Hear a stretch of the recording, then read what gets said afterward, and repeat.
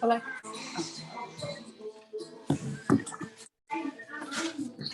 What are you doing, Daisy?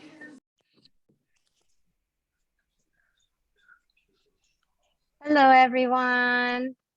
Hi. Okay. Can you guys see me or am I like cut off? Okay. Okay. Is my head cut off? No. No? Okay. It must just be where I'm placed in the Zoom. Nice to see everybody. And nice to see some of your pictures. Hello, Kim. Hello, Sue. Nikki. Hi, everyone. Hello. Hey, guys. Just waiting for other people to join. Hello, welcome, welcome. And I think everybody is on. Okay, everyone, we can just get started. Actually, while other people are joining, I would just welcome them in. Thank you for joining this month to the Pure Soul Members Ask Nikki session. If any of you were affected this week by the payment provider canceling you and you get an email saying that I canceled you, I did not cancel you. I had to drop a payment provider. So I sent an email. Hopefully everybody got that, but thank you for coming back and thank you for being here today.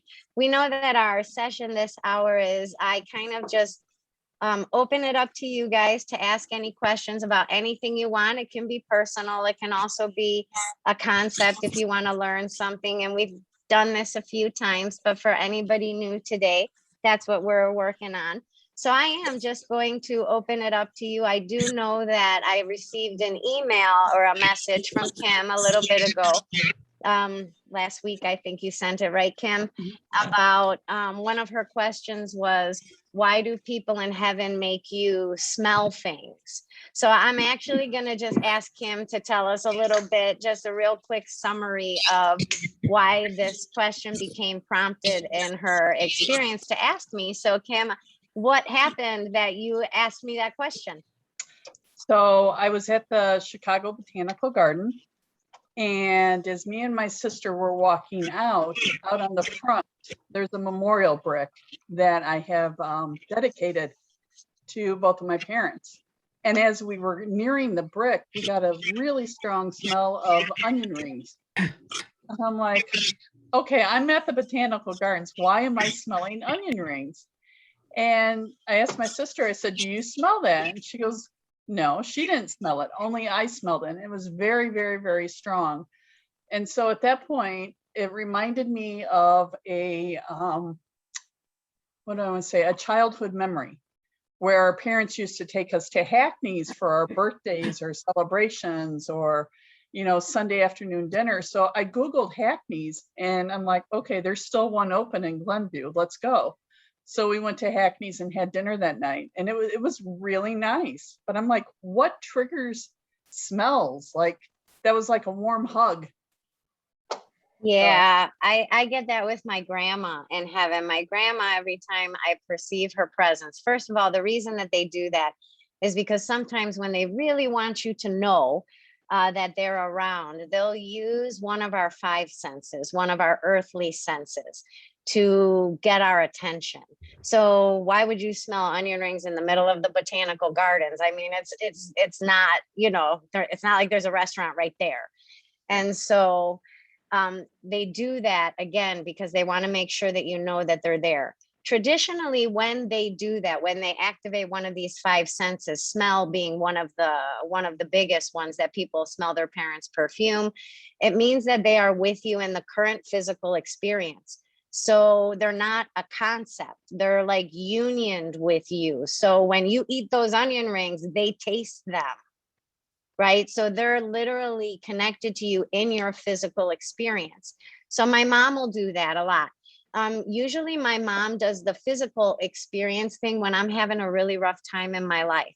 So sometimes people in heaven will give you those physical five sense types of signs because you may be going through something really difficult in your life and they just want you to know that they are with you, but it goes deeper than saying, that they are with you. It's like they're feeling what you feel. They're tasting what you taste.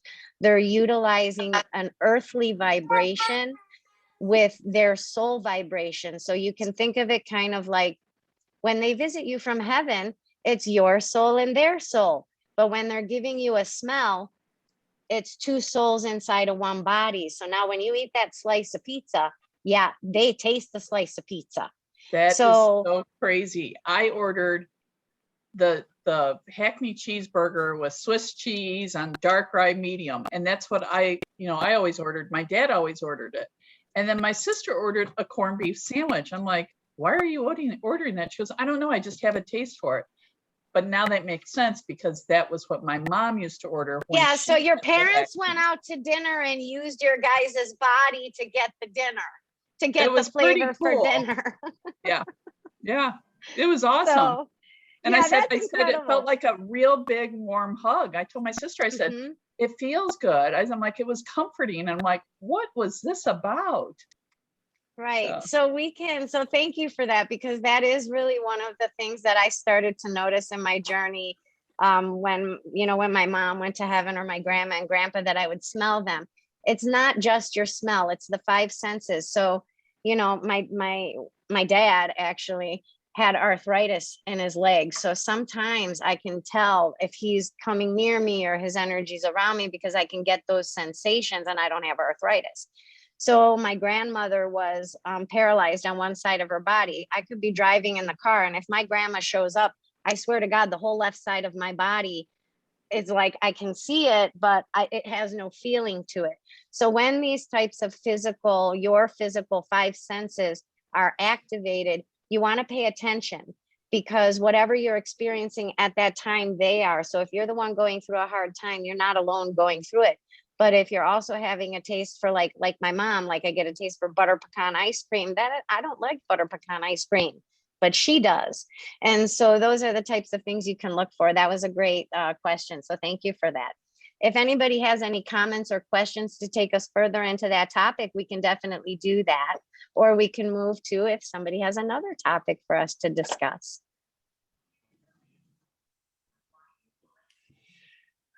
I don't know if I'm allowed to ask. You can ask anything you like. Okay. This is my first time on here. So, well, welcome. Thank you for coming today. Thank you. We love you. My whole family. Well, thank you. We love you. So we're going through a lot of changes this year. But one of the last things is my oldest daughter. And I just don't know what to do. And I really need to kind of be guided to know. She's the last straw that I need to get figured out. And what's wrong with her, or what's your perception that the difficulty is? Well, she's had a hard life. She was addicted, and she has a son now. He's 11. And then they lived with us for the last 4 years, though it wasn't supposed to be 4 years. So she's always, just trying to get back in track on life. Yeah, and I tried to help her all along, and then what is her finally name? Sarah. Hold on one second. Let me just ask Spirit about Sarah.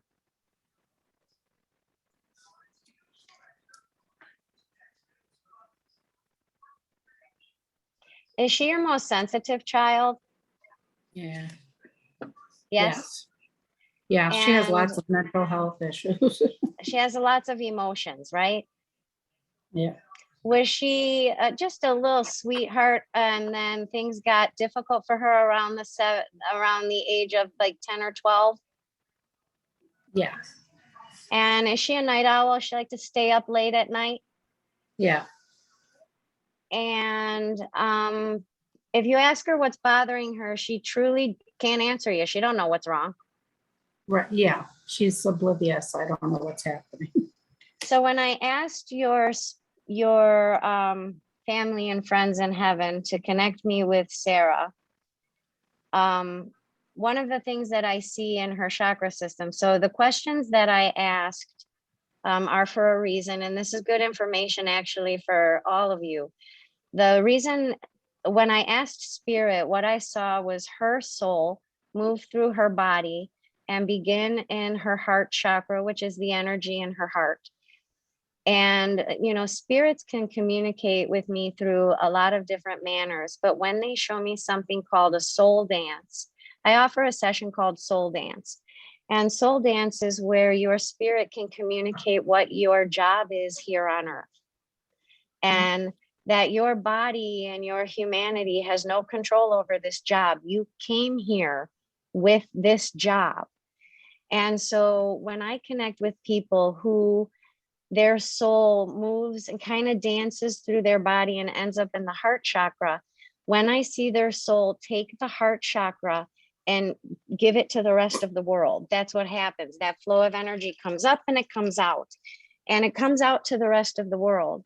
And that's what your daughters did, which tells me that her heart doesn't belong to her, that her emotions are not solitary to her experience, they are shared. And she borrows her heart out to the world. So she's an empath, which means that she responds in her vibration of her soul body relationship with whatever is outside of her. So we're created to be three things. And from the perspective that I would be explaining what's going on with your daughter, with Sarah, is by explaining from more of a therapeutic perspective and describing the three selves that we are. So just to help you understand why I think we're three things is because the Bible in Genesis 26 says we're created in the image of God, and that's three things. But to explain this concept, I would want to explain it from more of a traditional therapy perspective and saying that we are analytical, physical, and emotional. So if our soul job that we come to earth with, it's going to involve one or more of those chakras. It's going to involve your analytical self, your emotional self, or your physical self. And so you will bring God's message to earth, or you will bring his healing through earth based on that soul job that you came here with. So she came here with empathy, which means that her heart is going to feel and perceive the change and vibration and the difficulty that each person around her or that she comes in contact with is struggling with within themselves. So if I'm sad today with myself and I'm sad, she'll feel my sadness, but she won't know where that sadness came from. And when I ask her, she's not going to understand. Now, when a child is a young child, from the age of maybe 0 to 7 years old, roughly, this is where we live our lives from a very emotional and feeling and spiritual type of perspective. Because if you look at children, they think they're one with everything. They are one with everything.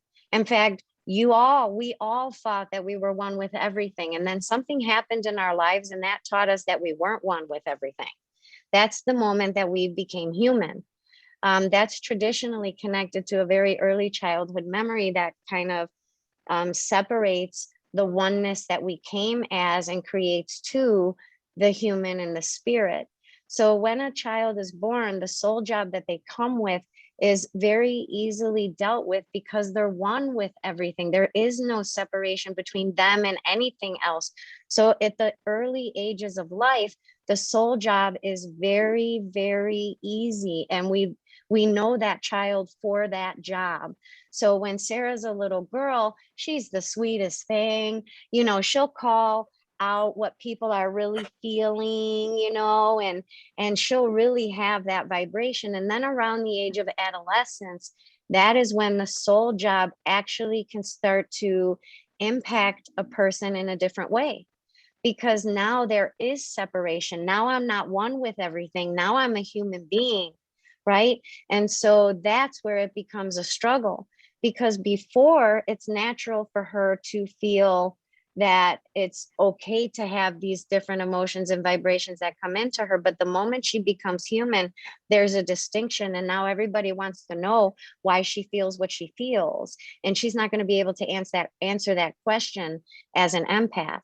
So for her life, she will struggle with that. But where the empathy takes hold, which is back to the reason why I asked you the specific questions I asked you, is because when she wakes up in the morning, when every empath wakes up in the morning, They're just coming out of their own slumber into their own body. So all three parts of them are available and accessible. They have an analytical self, an emotional self, and a physical self. And at the onset of the morning, those three parts of you are connected to you. They're all you. And so you could be getting ready for work in the morning, taking a shower, drinking your cup of coffee, where you're all three parts of you make up who you are. But whatever your soul job is, whether it's empathy, whether it's counseling for God, whether it's rescuing for God or validating for God, whatever part of you is connected to that soul job, then that part of you becomes unavailable to you for a big chunk of the day. So let's say that she wakes up in the morning and she's fine. And then all of a sudden she has a shift of emotion. It's maybe a half an hour or 45 minutes after she wakes up. What that's going to mean now is that her emotional self is unavailable to her because it's extended out now, right? So she'll be fine right away. But then when her soul goes to job to be an empath, her soul kind of goes out, and that's where her heart, her emotional self is disconnected. From that moment on, her emotions are more connected to the outside world than they are to herself, which only allows her two parts of herself left. Now the empath is only left with the analytical self and the physical self to cope. And of course, the analytical self is not going to understand why the empath feels the emotions it does. So the analytical self tries to rescue the emotional self and says, what's wrong with you? And the emotional self is like, I don't know what's wrong with me because I was fine. I was just fixing my hair. That's all I was doing. And then all of a sudden now I'm in a rut and I don't know what's wrong. And so the analytical self is like, well, is it because that lady at work was a real bitch yesterday? Or was it because, remember that one time when you were 18 and that thing happened to you? You know, you're probably feeling this way because you don't have enough money, or maybe, and then the analytical self really starts to try to rescue that emotional self, trying to discover what the heck is that feeling that I cannot recognize, right? So at that point, the analytical self starts to exhaust itself, and she can't figure it out either. So now you have off there in the corner is the analytical self and the physical self, and they're just going back and forth trying to figure out what's happening. So now your daughter, Sarah, or any empath only has one part of themselves left, and that's the physical part of themselves. So now here comes the physical self, and the physical self is like, oh my God, you guys, what the heck is wrong with you two? And then the emotional self is like, well, I got this emotion. It was weird. I don't know where it came from. And then the analytical self is like, I don't know. I tried to help her for like 25 minutes and we couldn't figure it out. And then the physical self is like, you know what, you guys shut up. Just give me a slice of pizza, okay? Because it's physical. And because the physical self wants to rescue the analytical and emotional self so it doesn't sink into a place of oblivion or craziness in the mind. Well, that at that part, hello, whoever joined, welcome. Can I ask you to go on mute? Thank you. So the the physical self is going to try to rescue it, to bring the self back into balance. And the physical self is always going to ask the confused mind, heart, and this doesn't even have to be with empathy. You can even think of this when you get into an experience that's really difficult and your heart is thinking one thing or feeling one thing and your brain is thinking another thing. So you have a heart-head argument going on and you don't know what the heck to do. This is usually when the physical self will step up and ask you to like get yourself back, and that's through the physical body. So you kind of reroute to your physical body based on whatever that physical action is that you take. So if it's food and it works, you're going to have a knee-jerk reaction to think that the food is the fix. So now every time you have an emotional difficulty, you're going to eat. And now you're going to get fat. What if it's alcohol? What if you come home from work and it feels like that and you have a glass of wine and it works for your physical self? So every time now that you have a head hurt trauma, you're going to grab that glass of wine. Well, after a few months of doing that, now you're going to make a habitual thing about, now you're going to be addicted to wine. Now you're going to be a wino, right? If you go to the gym and that's your, let me regain my balance by doing this physical thing, and I go to the gym, oh, I'm going to have a kick-ass body. I'm going to look great because that's going to become my addiction. Any addiction, anything that becomes habitual like that as an addiction, you got to kind of reel that back in. And maybe you can have a slice of pizza to ground yourself, but go take a walk around the block first. So you don't have any dependency on just one physical response. You should always have an escape as well. You should have a lot of things that you use in your physical life that can kind of draw you back into the body and bring balance to that. But you should have an escape. What do you do when it's really, really freaking bad? And it didn't work, the pizza, and going to the gym didn't work, and the glass of wine didn't work, and the walking the dogs didn't work. What do you do then? Maybe you're a person that has to go bungee jumping. Maybe you're a person that has to go get tattoos, right? But it's a physical draw that brings you back. And your daughter is struggling not with the behaviors that she has on earth, but with recognizing her soul job and how her soul job connects to her human experience, because it can almost render her unable to accomplish things during the chunk of her day. Most empaths finish their empathy around 10, 11 o'clock at night. And that's it. Once they finish that empathetic connection, they wake up, and now they get to have themselves. So they want everybody in the house to sleep. They want to be alone. They want it to be 1 o'clock in the morning. They want to do that because now they get all three parts of themselves. Now they can look at their email. Now they can do the laundry. Now they can do these things. So that's what your daughter is experiencing. And I do offer soul dance sessions, and I can explain all of that to her. When I connect with the Ask Nikki session, I only look at the very surface answer. Somebody's soul job can go deeper than one job. My daughter Maritha is a truth speaker, an empath. My other daughter is a communicator and an empath. So I know somebody who's a validator and a rescuer. I know somebody else who's a martyr and a rescuer. So your soul you could have more than one job, and they play off of each other. They can also create difficulty for you in your everyday experiences. So what I'm explaining about your daughter is applicable to your daughter, but only in a general context. To really understand her and dive deep into her individual soul dance, I would have to connect with her. But that gives her a good place to start, to kind of heal herself a little bit and just kind of get herself back on the ground.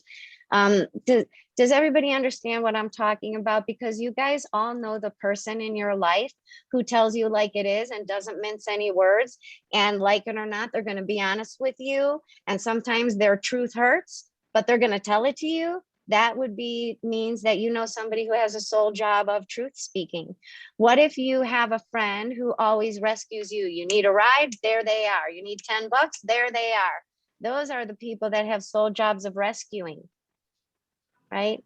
What if you have somebody who constantly validates you, and no matter what you say, they are your cheerleader. They think you're awesome. They think you can do everything. That person has a soul job of validator.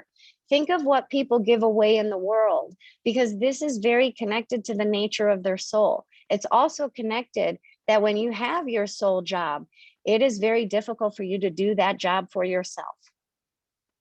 Because the people in your life, they come to depend on your ability to be that person in their life. And that's your soul job, which means it's your profession.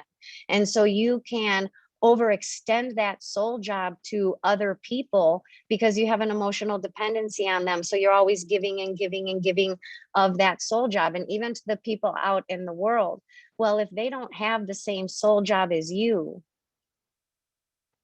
can't expect anybody outside of you to be as nice to you as you are to them, because they don't know how, because it's not their soul job. Do you understand what I mean by that? Any questions about that? But that was a good question. And I hope that helps. When I ask just for a general human concept of your daughter, as soon as she can ground herself back into herself and we can align her thought process with her soul process, I don't think she'll have a problem moving forward and really making some decisions on what the best way is to live her life. Anybody have any questions on your soul job or on anything that I explained about that? We only used empathy as the example.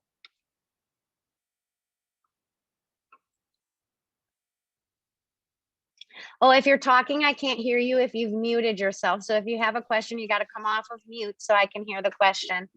I'm just asking that you can have more than one soul job. Yes. And what I have found is that each lifetime, okay, that brings us into another topic, but I'll just touch on that topic a little bit. We have something called a soul project. So everybody says, you know, what's my purpose? Why am I here? You're here for a lot of different reasons. You're here to have a human purpose. You're here because you agreed to do something for human people while you're here. And that's your state of being or your earth job, okay? And then you have your soul job, which is kind of a reference of what we spoke about a little bit ago.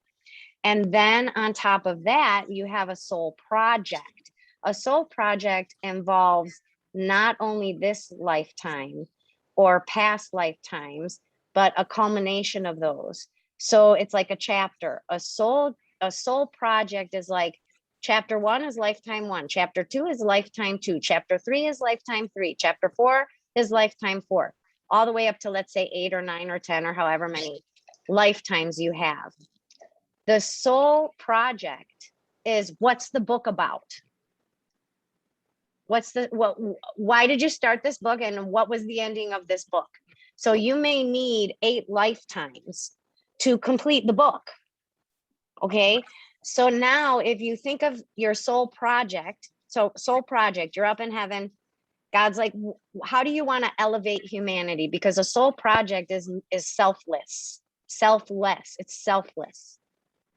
Okay. It is for the elevation of the human race. It is for the elevation of our planet. It is for the elevation of everything that has a source of life in it. And our soul project is connected to us elevating that, to bringing that up. Now you're in heaven. God's like, how are you going to elevate humanity, the human race? And then you tell God, and God says, how many lifetimes do you think that's going to take you? And you say, 7 lifetimes. And he says, okay, so lifetime number 1 comes. You have an earth purpose. You also have a spirit purpose. You also have a soul job. Your soul job is one of the chapters that you need in order to complete this book. So let's say that you are a truth speaker. You've had quite a few lifetimes because a truth speaker knows all of the jobs. That means a truth speaker can be an empath, can be a validator, can be a rescuer, can be all of them, because they've been here so many times that they've literally mastered the different way that our energy works. Make sense? Yeah. Okay. I won't keep going because otherwise I'm getting long-winded and I want to make sure that we have time for other questions and topics. So whoever would like to proceed, you can come off mute. Also, did that answer your question, Matt and Trisha? Yes, mine. I got a question. Sure. The analytical part that you spoke of before, when you're listening to yourself, is that kind of like including yourself? Like, say, our state of being could be like inclusion, listening to other people, but when you're listening to other parts, could that be applied to oneself? Yeah, you are listening. Like if I'm talking to you, I'm listening to you in my humanity, but my spirit at the same time is talking to me and I'm also listening to that. So yes, that is what happens. So it might, sometimes it could feel like ADD, like people are talking to you and you just kept getting bombarded in your brain, like with comments that you could never say, but they're in there. So you're having a totally independent conversation. And a lot of times that will happen when the spirit is utilizing the crown chakra in words and phrases. So you'll have a lot of input and a lot of information. Some of our kids that are, they end up getting diagnosed with like ADHD or ADD. One of the things that I really try to pay attention to when I speak to those children is it really ADD or is their spirit just chatting at them a lot? And, you know, if spirit is bugging you and you're a kid and spirit is bugging you in school, that means that when you're home playing the video game and your spirit says you should do your homework, you're like, no, I'm going to keep playing the video game. So then you don't, right? So we teach children at that point to listen to their soul so that when they're in school, their soul actually lets them listen and do their homework and pay attention, because the soul is going to get you when you are entertained with something else. So think of the way that your inner voice works as far as analytics are concerned in words and phrases. You're in the middle of gardening, you're in the middle of working out, you're cooking dinner, and all of a sudden something becomes clear. You get an answer to a question, you have an epiphany of some sort, or you were just thinking about that yesterday and now it's clear and now you get it. That is because for you to recognize that you have a voice within you that is independent of the logical thinking brain, your spirit will often interrupt you while your human consciousness is invested in something else. You're laying on the couch, you're watching TV, your mind is only on the TV, do your laundry, pops into your head. Where'd that come from? You weren't thinking of the laundry. There's an independent communication that's coming into you while you are focused on something else. So imagine a little kid in school who's one with everything, 5, 6, 7 years old. They're still living life based from the dominance of the voice inside of them that is their spirit. So the teacher's like, remember this, you know, here's an apple tree. And the spirit is like, remember at grandma's house, there's an apple tree. And then the teacher's like, so what's the answer? And the kid's like, what's the question? Because they just had a conversation with the part of themselves that is more dominant. And now the teacher says this child has ADHD. You see, so it really is, if we can pay attention and be the observer to those thoughts and where they come from, this is how we start to gain the knowledge of where our human consciousness is connected to something, because it's a triggered consciousness. The human mind is a triggered expression. So the human mind won't think unless something's happening right now. So if I'm watching TV, I have input coming in from the outside world. This is where our human consciousness is predominantly activated, is because it has an input, and the input is from the external world, the world outside of us. So somebody asks us a question, our brain kicks in. We see something as we're driving, our brain kicks in. And so that's our human consciousness. While our human consciousness is on a triggered thought process, that's when our soul can shoot in that message, you know, like you're on you're thinking of one time it happened with Brittany. Hi, Brittany. I think my daughter's on the phone somewhere. I know Marissa is here too, but I don't see Brittany's Hi, face, Mom. but I think she's, hi, honey. See, okay, there's Marissa up there and there's Brittany down there. So I used to work down in the city, and I was up in the morning and I was running late. And so I hear, this is what I'm thinking in the morning. Oh my God, if I don't leave now, I'm going to totally miss the train. And I didn't make her lunch, but you know, she's 12 years old. Bring your umbrella. I think she can make her own damn lunch. I'm just going to leave her a note and tell her to make her lunch. Don't forget your umbrella. Okay. So I left. Excuse me. I left her a note. She made her lunch. I get to work. I go through my work day. I come out of work. I'm halfway to the train. The heavens open up and it's a downpour. And I'm like, oh my God, I wish I would have brought my umbrella. I knew I should have brought my umbrella. I don't know if any of you heard me, but in my frantic thought about running to the train, bring your umbrella was stuck in there 2 times. But that's not what I was thinking about. So it flew through my brain so fast that nothing called my attention to it, because my human thought was on making her lunch, getting to the train on time, being late for work. And that was my train of thought. If you track it and you get to thought 10, you can go all the way back to where it started. I'm going to be late for work. And that made me think of Brittany. And that made me think of Brittany's lunch. And that made me think I better hurry up. And that made me think she was 12. And that made me think she could make her own lunch. And that made me leave her the note, et cetera, et cetera, et cetera. You see? But an umbrella has nothing to do with that at all, nor was the umbrella triggered. I can't find the umbrella being brought to attention during that train of thought. So that kind of gives you an idea of how to recognize what is the difference between the human thought consciousness and and how does the spirit communicate with you. And the spirit communicates with you when you're humanly entertained with someone or with something. So if a child at home in the evening doesn't know how to listen to their own self, when they go to school, they have to sit in that desk and pay attention. They have to. So that's when their spirit is like, ooh, remember yesterday when I was trying to talk to you last night? And so now the child is distracted because now she's, he or she is like chatting with their spirit. So they're missing things at school. And then they get labeled to believe that. So as parents, our goal is to teach our child to listen to that inner communication and those little inner prompts that we also hear. Because if they do that, then their ability to have and to hold and maintain a focus in school is they're going to be able to excel in their studies instead of having to, pull apart from their inside self, which they're just learning about because they're just learning how to become human. And their little human selves are not as strong as the light that they carry when they get here. You see? There's no humanity to cover up that light. There's no conditioning. There's no icky experience. There's nothing that's covering them up. So it's really difficult for them to give that dominance to the human self, which is why they can get really distracted in school. Okay, I'll stop because I could literally keep going for like 100 hours. So thank you for the question, Matt. Anybody else for next topic or question? I had a question. Sure.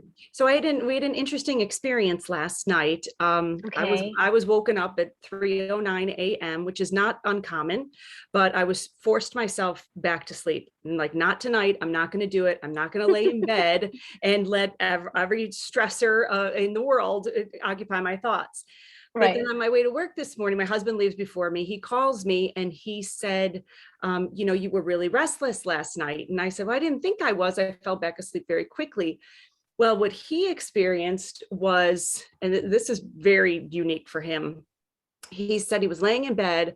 Our ceiling fan would slow down and speed up again. And the hall lights outside of our bedroom were dimming and getting brighter again. And this was all around that 3:09 time frame.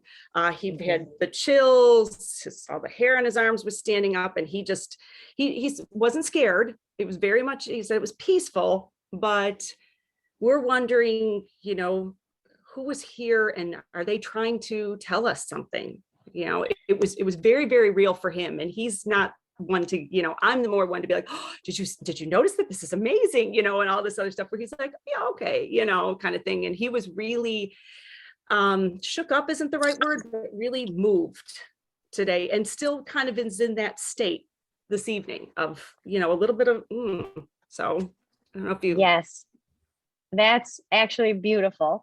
I know that traditionally what I've heard about that 3:00 in the morning wake up time is that people perceive that to be like an evil time, right? And if you watch any of the scary movies, they all happen at 3:00 in the morning, so people think of that like to be the bewitching hour. And when I was a little girl, I remember my grandmother talking about that. And she told me, you have to remember, in her Cuban little accent, honey, I tell you got to remember que, and so she was so cute. But what she had told me, that 3 a.m. is actually the hour of the Holy Trinity. And that it's the moment in the night where you have God the Father, God the Son, and God the Holy Spirit all present with you. And that can be everything from, it's really, and the chills are a representation of affirmation. And that is very beautiful experience. I don't think that it was a family member from heaven. Whoever just joined, if you could go on mute so we don't hear you unless you have a question to ask. I'm sorry and thank you. So that 3:00 hour is a representation, especially if you're woken up. I always perceive that to be God's visit. Wow. And that all three parts of God are engaged in that visit. So you have God the Father, the Son, and the Holy Spirit. So whatever element of God, whatever part of God you need, that's what comes into your experience, you know, for the remainder of time. And I like that he didn't get scared and that he felt a sense of peace, because it is a peaceful time of night. It is a peaceful time. And that is really where, you know, when I was praying this rosary novena that I did, I like to do it after midnight. I like to do it closer to the 3 a.m. hour, because that includes Mary, the mother, and all three parts of God. And it's also representative of when people are becoming, you know, more aware of the inner workings of the soul, or spirit, or, you know, I think I felt my grandpa from heaven. You know, this is where we start to become very aware. And 3 a.m. in the morning is also where you are going to experience all three parts of yourself. Your physical self will experience something, your emotional self will experience something, and your analytical self will make a decision on it. All three parts of you will also be activated at that time. That's why you wake up, because your body has to respond to that presence at that time. Interesting. Yeah, very neat. I like that. Yeah, it's really That's really a beautiful cool. experience. It Yeah. really is a really nice experience. Yeah. So Great. Thank you. you're welcome. That makes me feel better, because we had a little kitty potty that used to Uh-huh. make noise at 3 a.m. at our last house. It would go off like, "Yay, you went potty!" And it was a kitty potty Yeah, and it would thing. play I the think little that's song, do do do do do do do, and I would be like, "Oh my gosh, that's terrifying." That that's makes me feel better awesome. that it wasn't That something is evil. so, yeah, no, that's so beautiful. That's God is there for your babies. How awesome. No, that's beautiful. God is there for your children, and Oh, you must have been praying for them, because that oh feels yeah, like an answer. So right. whatever, and it feels like that answer actually, from what I'm understanding right at this moment, because spirit is telling it to me, is, but it's a man. Is your dad here? No, he's in heaven. I do know your dad, right? You And I do. would have a He headache? always comes through. Yep. Do I get a headache with your dad? Oh, maybe that's my brother. My brother Ricky That's had a your brain tumor. brother. I Yeah, knew my I brother. recognized him, but I was like, who? Yeah. Okay, that's your brother. Yep. Hello. Uh-uh. I always like talking to him, but now I forgot what he wanted me to tell you. What were we talking about A just before connection that? to the, like, praying about my kids and Oh the yeah. kitty potty going off. Yeah, when he had me say that that was because God was there for your children, the next thing he showed me was a prayer book, which tells me that you prayed for your children, but it was a formal prayer. It Mhm. was like an Our Father or a Hail Mary, or it was a novena for your children. It was prayer that you made for your children, but it was a formal prayer. It wasn't just Yeah. which isn't just because God loves when we talk to him personally, but it was an intention of something. And that's why you were answered like that, because it was actually a focal point. I don't expect you to go back a few years and remember if you prayed that day, but I'm sure you prayed, or he Yeah. wouldn't be telling me that. But Yep. okay, Oh, so that's cool. excellent. That's so cool. Yeah. Thank you. You're welcome. So we have about 15 minutes left. So does anybody else have anything curious that they would like to discuss? Kim? I do. I have a couple. So Sure. I've had a Sure. bunch of series of events that happened after that smell. Mhm. And it's like everything's like, if anything could go wrong, it's possibly going wrong. Well, that would explain why they were with you in your physical world, to let you know, like, hey, we're going to I be actually hanging have a out during piece of this paper. physical time. I'm just writing everything down because I have a session with you next week. Okay. But after the smell, so the incident happened like the day before Memorial Day with the smell and the hug and everything. So my parents were there. Then the following day, I had a large possum that I had moved from my garage, and it chewed a hole in the Christmas tree box, and it was sleeping in the Christmas tree box. And so it was bigger than a dog. And I've lived in my house 28 years, and I've never had any problem with animals. So I had a possum that day. Then the following day, I have holes all over my yard. And I have a family of skunks that has been coming to visit me every single night. put down Grubex and I've put down Repelzol and they keep coming. So now I have a possum that I had to have removed. I'm trying to deal with skunks right now. And it just seems like why are animals coming now? Like I've never had animals come. Animals, I love animals because they carry the same life force that we carry. So they are part of creation. And I find that when animals present themselves in our life, and I'll tell you what the vision was that I got for you, but the first response I had to you finding a possum was to look up the meaning of a possum according to spiritual symbolism and Native American belief. And that would give you an idea of why possum presented itself. And there's a reason that possum was there. And so that would be something, one of the things that I understand about possum right now, not that it says it on Google or anything, but that you have to lay low. You got to lay low. Something is coming and you got to play dead. You got to act like you're not even connected to it. You have nothing to do with it. You got to step back. You can't. My lights Play just dead. flickered. The lights just Oh, flickered that's above my perfect. table. So yeah, Good. so it was a Good sign of danger. confirmation. Now Yeah. I want to explain the skunks because I saw something completely different than what you would think about the skunks. Because we think, oh, skunks, gross, oh. But what I saw when you said that you had skunks were you standing in some kind of huge building, which my only assumption is that it was like a place of Akashic records, which would bring us to your Akashic records, which is a record of all of your lifetimes.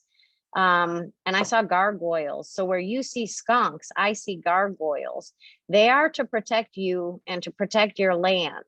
So I know they stink sometimes, but if they stink at you, that's because they are warding off something else.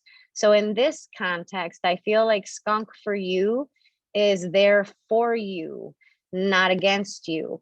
And one of the things that came to me also when you were telling the story is that every difficult experience in our life that we could come upon, we don't want to, it's very easy for humanity to say, why would this happen to me?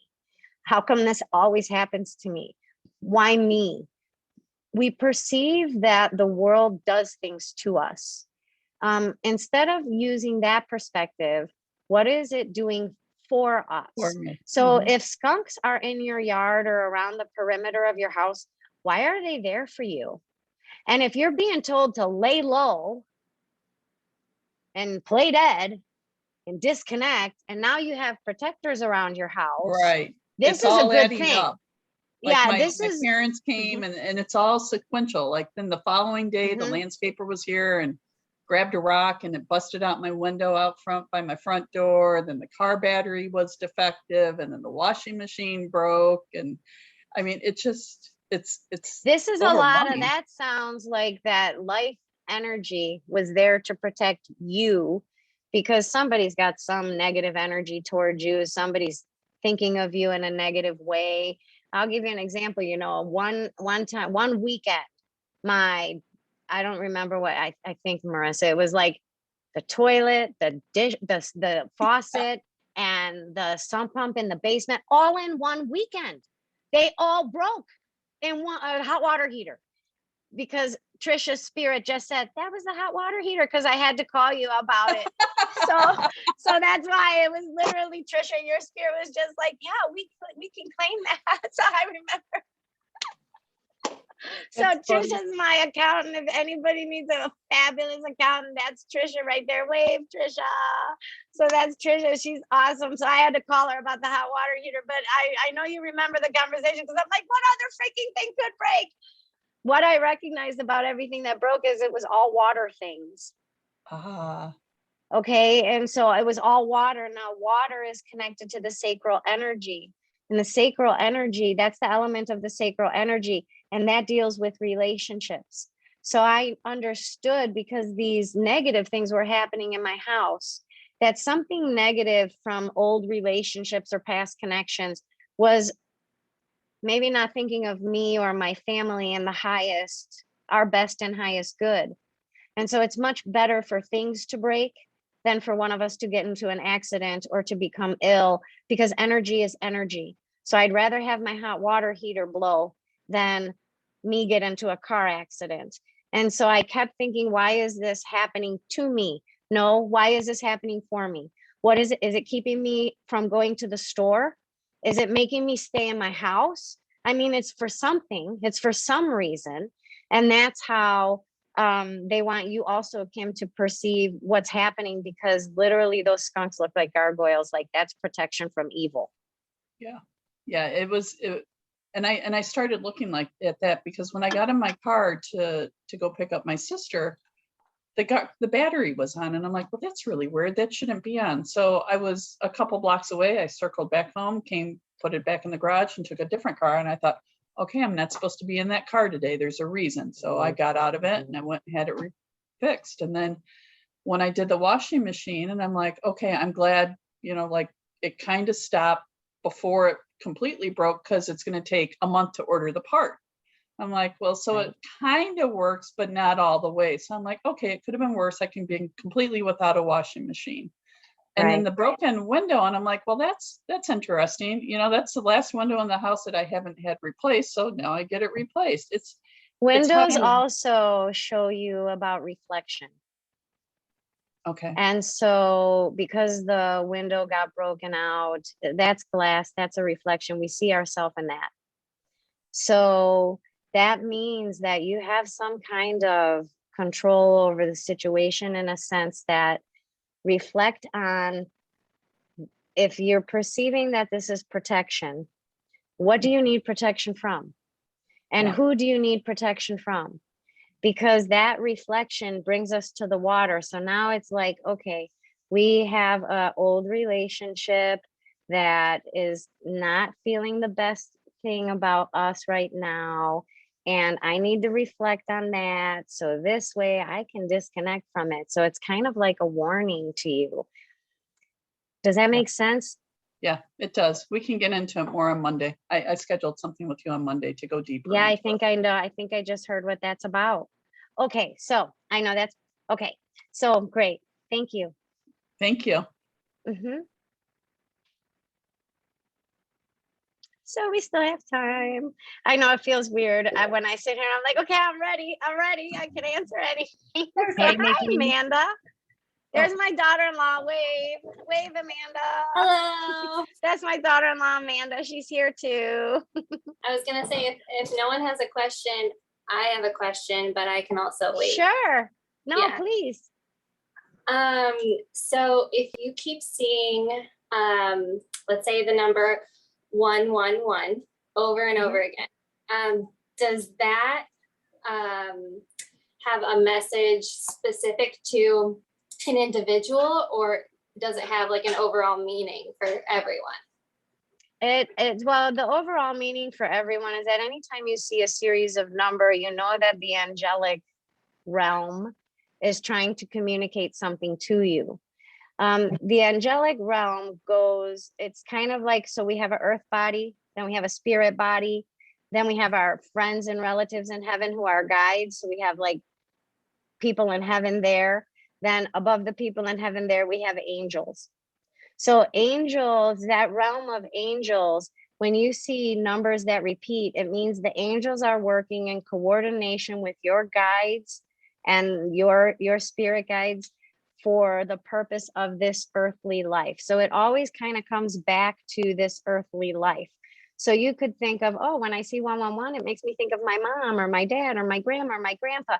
So you may find the link with that number with somebody that you love in heaven, which means that's the facilitator for connecting this angelic thing to this earth experience. So sometimes when you're matching numbers, when those numbers bring you to the thought of somebody in heaven, because it's their birthday, 11/1, November 1st, it's my dad's birthday, not my dad, but you get what I'm saying. Then that would mean that that person that you connected to is working on this project thing with you, that they're the guide that's going to help you get this accomplished or help this to become clear or whatever it is that that number represents for you. And so the angels are working with them to do that. Now, there's different ways to interpret what the numbers mean for you specifically, but you can Google it and see what the internet says, because the internet does have really good information, and some of that may be applicable to you. What I suggest always doing with the numbers is looking up the actual meaning of the number, not the spiritual meaning of the number, like the numerical meaning of the number. So you just Google meaning of number 1, meaning of number 2, and that will give you more of a earth-centered, like a physical idea of what the number 1 actually represents. Then you want to take it to the next level, because the next, we're human and then we're spirit. So now we want to look at number 1 in connection to spirit, and how do you interpret that? When you think of 1 in union with your soul, do you think of God right away? Or do you think of my first chakra, which is the root chakra? So if you're somebody who's having a lot of changes happening in your root energy, where maybe you're in school, maybe you got a new, maybe you're changing things in your everyday life, or you've had some recent significant changes, then chakra number 1, which is the root energy, which is our earth everyday experience, that means that you would have the angels guiding you about this earth experience that you're having. And so you have sign off, I guess you could say, right? And that's how I would interpret the numbers. If you have 1 or 2 or 3 numbers, let's say you just see 1, 1, so that's only 2, right? That's a match. Then you would want to match that 1, 1. You say, okay, that's my first chakra, that's my earth experience. Do I know, who am I hanging out with mostly? Like, who's my best friend? Who am I doing my everyday with? Am I doing my everyday with my parents? Am I doing it with my siblings? Am I doing it with my husband or my wife or my kids? So then you want to look at those people that are invested in that root experience with you. And then you look at why does God or the angels want to bring you face to face with those root connections? Why are you supposed to pay attention to their life? What's going on in their life? If you see 3, then you get into a lot of things, because you could interpret it through numerology and everything. The idea is kind of investigate it, play around with it in your brain, Google some things, think of your chakras, think of the different first times that you had in your life. What first times impact you? Is it the first time you're going to be doing something? I mean, the way that spirit communicates is individual and personal to everyone. So your idea is to recognize just that the angels are connecting with you and they're helping you.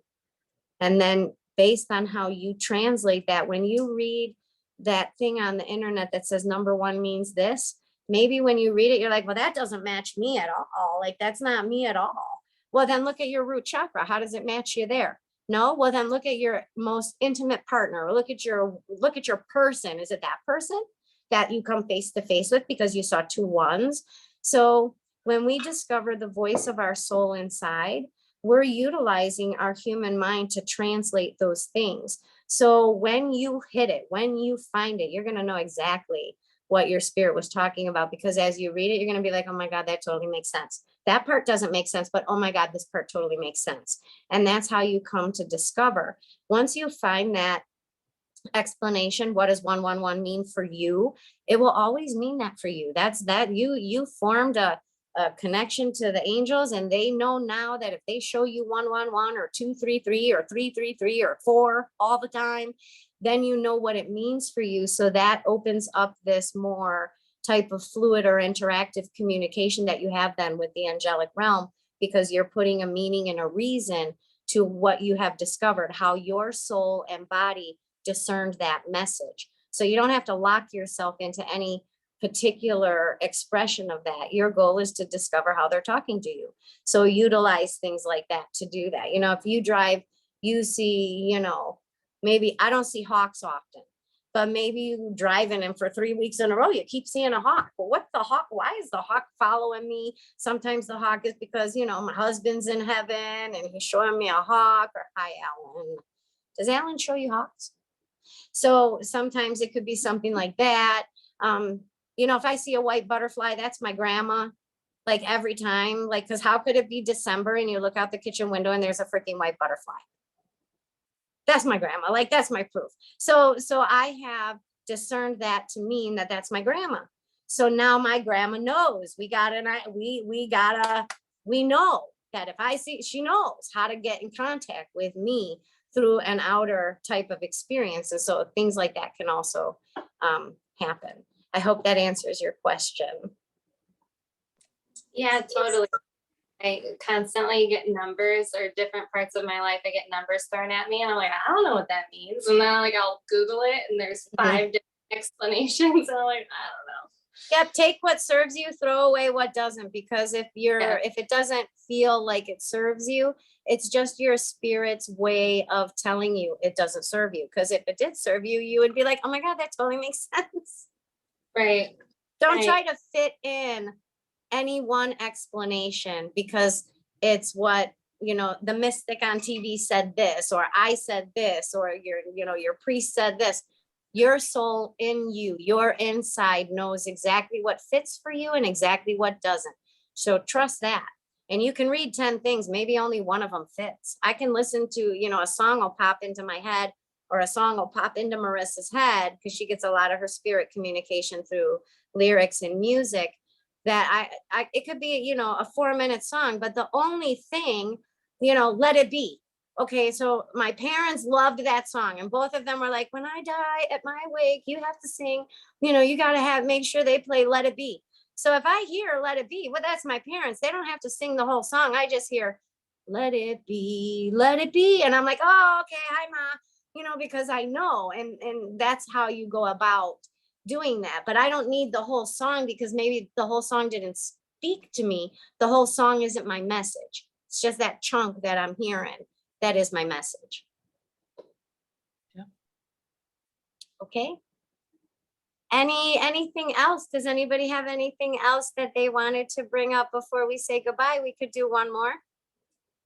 Did your grandma ever give you the clearance to get the J&J vaccination? Oh my God. My grandma, oh my God. So me and Marissa did a session because we're both terrified of getting COVID. So we were like, well, maybe we could take the vaccine now. So we sit down to do our session. We asked my grandma and she won't answer me. She's like, I'm not answering you, because she already answered me. Like, I've prayed about 4,000 times about this damn vaccine, and I keep going to my grandma. And so I went to her for plenty of months, and she already answered me. So I feel like when we sat down to when we sat down to ask my grandma, she was like, I don't know, do what you want, and I was like, okay, well, let's ask my mom. So then we sat down and we asked my mom, and the answer was still no for both of us. Really? Yes. Okay. Yeah, I've been dealing with that myself. So I have one of my clients is a Beaumont Hospital out in Michigan, and now they're trying to mandate it, even though I don't work out there, Right. and it's getting to be kind of a point. And I saw my doctor, and, I don't know. So If you're worried about getting it because you don't know if you'll be healthy from getting it, or that it's going to activate something in your body, yeah. I feel like your body takes it and then spits it right back out. I don't know if it'll work, but you can get it. It doesn't look like it'll wreak havoc in your body. It looks like it goes into your body. And like, you ever see somebody eat something that they don't like and they put it in their mouth and they're like, duh, Yeah. and they spit it right back out into the plate? Yeah. That's what your spirit is going to do with it when it gets into your body. So I don't think it's going to negatively affect your physical self. I don't think it's going to cause you, like, to get cardiomyopathy or whatever they're getting, or any of those weird things. It doesn't feel like it triggers. It's my myocarditis. And he was in the hospital for 3 days with that. I mean, it was scary. I mean, I almost lost him in February, and then again from the vaccination. The vaccination. The guy's got 9 lives, anyway. Yeah. Well, that's good. But your spirit just said, like, if it comes at you, she's throwing it out anyway. Right. So if you're mandated to get it for your job, I wouldn't be fearful for the physical body from what I'm understanding. Did you have braces when you were a kid? No. But I did go to the dentist today. Oh, that's fine. Thank you very much. I was just asking your spirit, why are you showing me her teeth in a dentist chair? Like, why are you doing that? I was there because what I did is I wanted to make sure, because I'm getting that information from like right up above me, not necessarily from your spirit.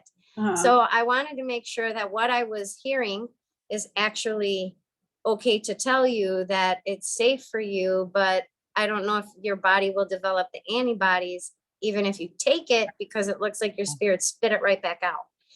So that's still, I don't do anything I say, that's your own choice. A lot of people But I asked your spirit, did I tell her the right thing? Like, is that okay that I said that to her? Because that's the information I got. And then I see a vision of you in a dentist chair, like, yeah. and I'm like, okay. And they're doing something to like the outside of your teeth. I'm like, are you getting braces? Did you have braces? But if you went to the dentist today, Yeah. then I'm going to take that to mean that your spirit is answering that question about what your body is today Okay. and how your body is today, which is good. Actually, that actually makes me feel more comfortable, because it's the state of your health right now. And maybe that's why she chose to show me the dental chair, the braces, or the work, Yeah. he for was that reason. doing something to a tooth today. Yeah, I know. I could feel Yeah. very good. So I might just do it anyway. But no, I have been very concerned about it, because I've been, for months getting a feeling, no, not now, no, wait, don't. and maybe it's not, it was, maybe you were getting all of those messages because it wasn't now then, but now it is now. Yeah, maybe. Right. So you would be on your booster. If you would have you would have been on your third shot. Right. Right. Because everybody's going into the third, right? Into their booster And shots, just got approved. Johnson, and it's just one shot. Right. Right. So, yeah, maybe that's why you were told that. Maybe. So, okay. Okay. So, Wonderful. okay. Sounds good. Thank you. Yes. All right, everyone. Thank you so much for joining our Pure Soul today. I will have this up on the Pure Soul. Hi, Christy. I will have this up on the website in the members section in a couple days. As soon as I get it together, I'll put it out there for if you want to rewatch or anything like that. And I can't wait till next month. So thanks, everyone. I hope y'all have a great night. All right, Bye. thanks. Bye. Bye. Bye, Chris. Bye.